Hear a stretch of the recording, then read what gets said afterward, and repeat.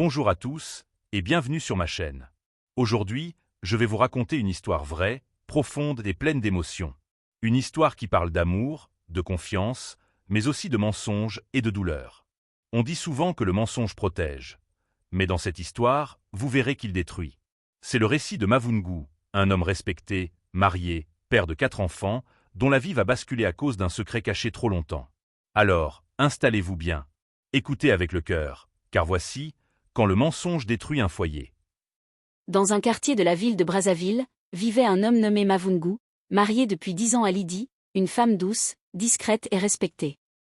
Ensemble, ils avaient 4 beaux enfants qui remplissaient leur maison de rire et de vie. Aux yeux du monde, Mavungu était un mari exemplaire, travailleur, soigné, toujours bien habillé pour aller à l'église chaque dimanche.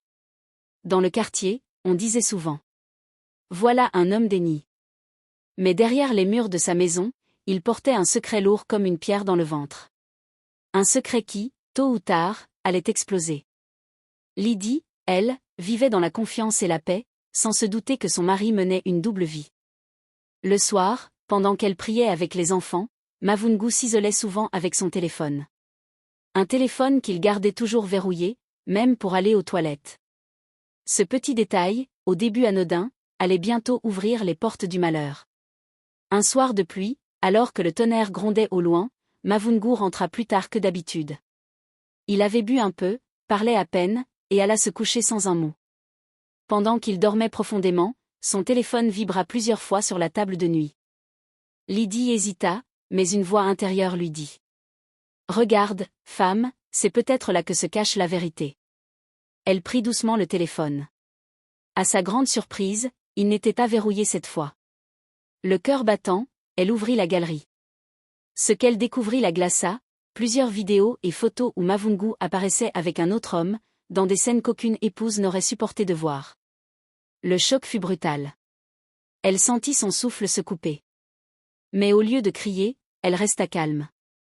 Elle transféra toutes les vidéos sur son propre téléphone, effaça ses traces, remit l'appareil à sa place. Puis elle s'assit dans le noir, le regard vide, se demandant « Seigneur, qu'ai-je fait pour mériter cela ?» Le lendemain matin, Lydie se leva avant tout le monde. Elle prépara le petit déjeuner comme si de rien n'était. Le manioc fumait encore dans la marmite, et le café remplissait la maison d'une odeur paisible. Quand Mavungu sortit de la douche, il la trouva calme, presque souriante. « Bonjour, ma femme, dit-il. »« Bonjour, répondit-elle d'une voix douce. Rien, absolument rien, ne laissait deviner la tempête qui brûlait dans son cœur. Lydie observait désormais chaque geste, chaque mot de son mari, comme on observe un serpent endormi.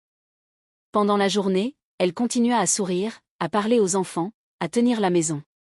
Mais au fond d'elle, une décision se formait, elle ne dirait rien. Pas encore.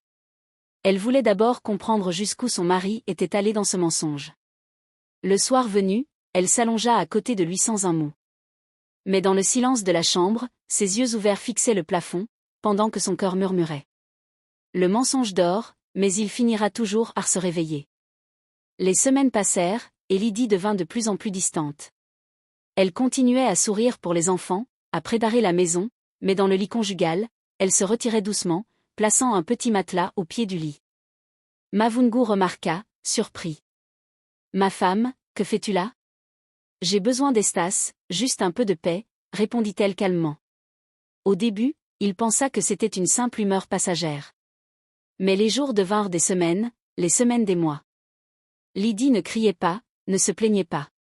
Elle punit son mari avec le silence et la dignité. Chaque fois qu'il s'approchait, elle reculait légèrement, posant doucement sa main sur son bras. « Laisse-moi tranquille, Mavungu. » Il sentit la douleur, mais il ignorait encore l'étendue de la vérité. Dans ce silence, un mur invisible s'était construit entre eux, solide, froid, et difficile à franchir. Les mois passèrent.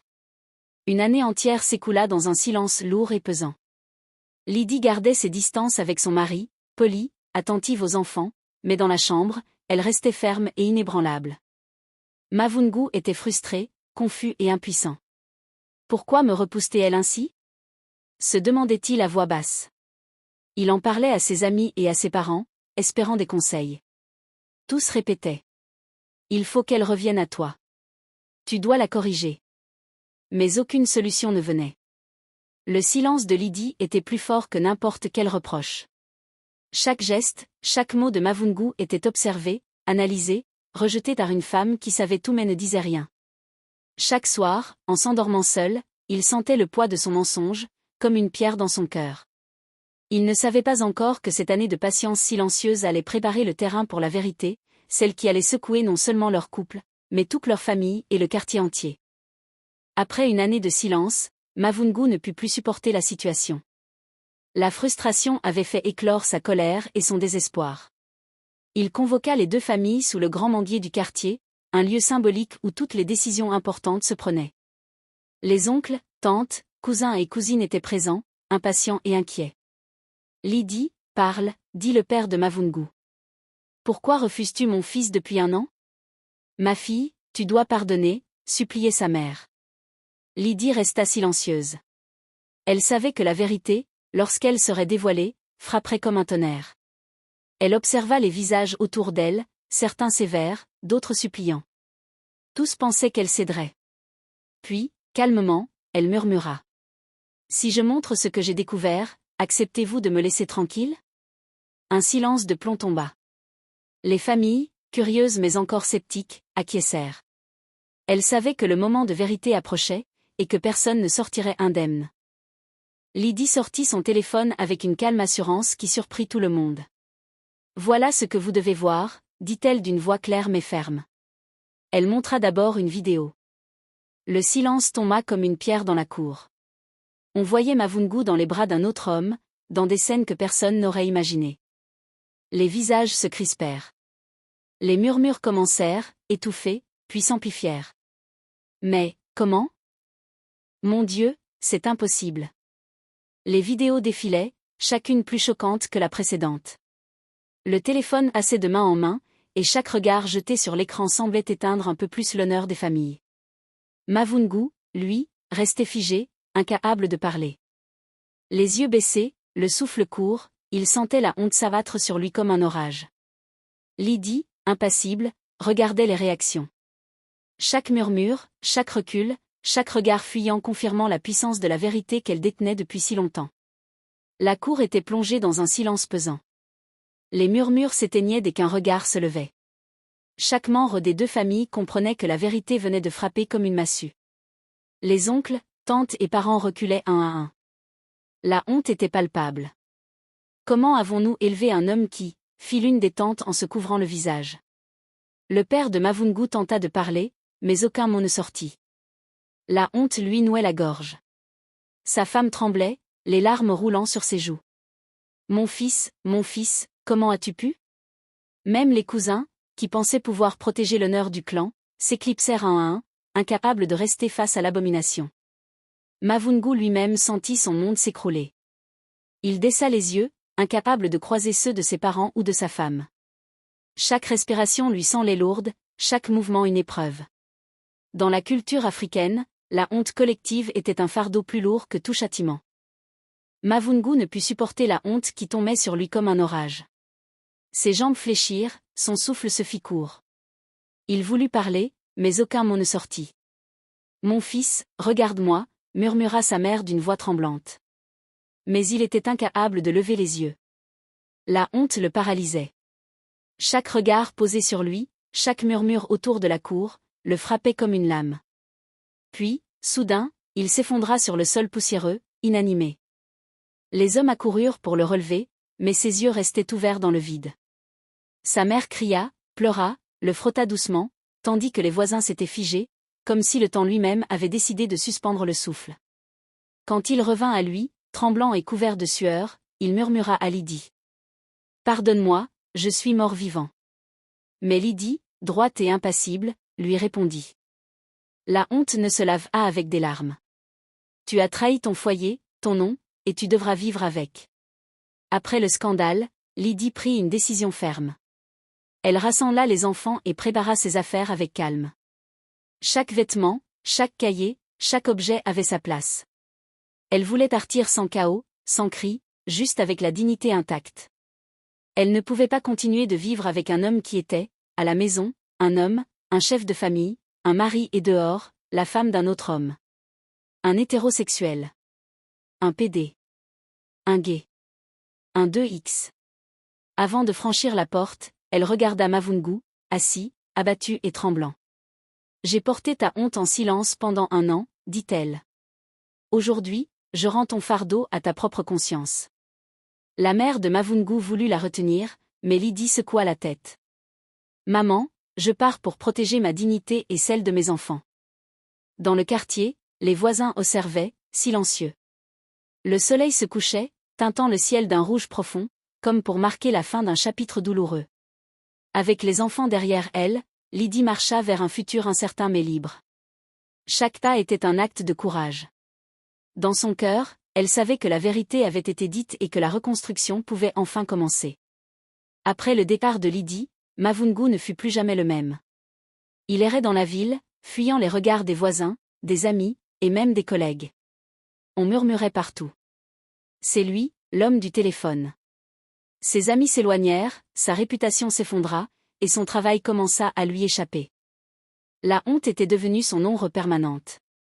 Sa famille, autrefois fière de lui, s'éclipsa un à un, incapable de supporter la honte collective que la vérité avait imposée. On disait qu'il avait quitté la ville pour chercher un guérisseur dans un village lointain, espérant laver son nom et retrouver la paix. Mais personne ne le revit. Mavungu était devenu un homme brisé, disparu dans l'ombre de ses fautes, incapable de faire face à sa propre vie. Pendant ce temps, Lydie, elle, commença à reconstruire sa vie et celle de ses enfants, avec force et courage, sachant que la vérité avait libéré son foyer du mensonge.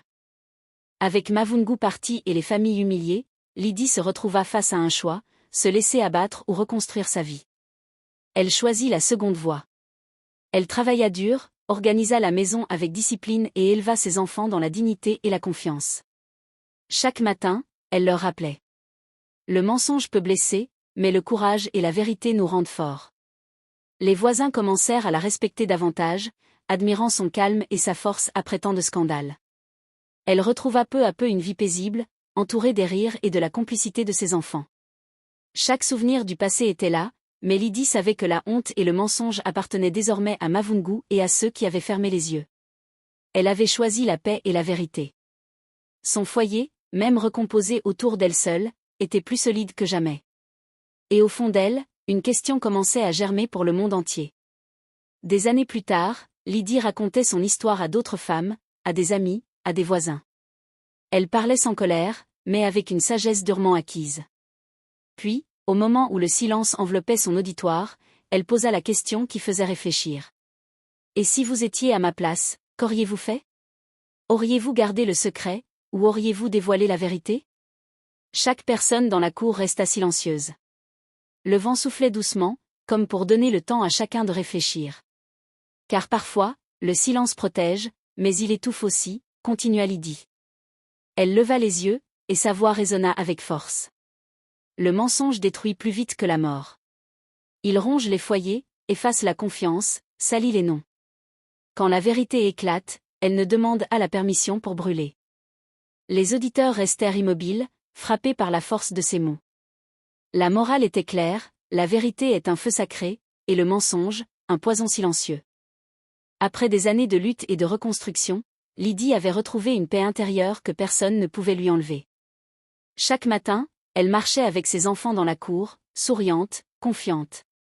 Les rires des enfants emplissaient la maison comme un parfum de renaissance. Elle avait appris à ne plus craindre le jugement des autres, car elle savait que le courage et la vérité surpassent la honte et le mensonge. Ses voisins et amis commençaient à lui demander conseil, et elle parlait toujours avec douceur et franchise. Dans chaque foyer, le mensonge peut s'installer. Mais la vérité, même douloureuse, est le seul chemin vers la liberté. Lydie avait transformé la douleur en force et en sagesse. Son foyer n'était plus celui d'avant, mais il était plus solide, bâti sur la loyauté, la vigilance et l'amour sincère pour ses enfants. La tempête était passée, mais la leçon restait gravée dans son cœur. Un jour, rassemblant quelques voisins et amis autour d'elle, Lydie posa la question finale. Et si vous étiez à ma place, qu'auriez-vous fait? Elle observa les regards, les hésitations, les pensées silencieuses de chacun. Auriez-vous gardé le silence ou auriez-vous affronté la vérité? Puis elle continua, d'une voix ferme. Le mensonge peut sembler protégé, mais il détruit plus vite que la tempête. Il ronge le foyer, brise la confiance et salit les noms que vous chérissez. Elle leva les yeux vers le ciel. Soyez honnête, même quand la vérité fait peur. Soyez courageux, même quand le mensonge semble plus facile. Les auditeurs restèrent silencieux, chacun repensant à sa propre vie. Car dans chaque foyer, dans chaque quartier, la vérité et le mensonge se livrent un combat silencieux, et le choix revient toujours à vous. Voilà, chers amis, c'était l'histoire de Mavungu. Un homme qui avait tout pour être heureux. Mais qui a choisi de vivre dans le mensonge. Ce secret, qu'il croyait bien caché, a fini par détruire son foyer. Sa femme, ses enfants, et même sa dignité. La vérité, mes frères et sœurs, fait parfois mal. Mais le mensonge, lui, détruit toujours. Que cette histoire nous serve de leçon. Restons vrais avec ceux que nous aimons. Vivons dans la lumière. Et refusons les chemins qui nous éloignent de la paix intérieure.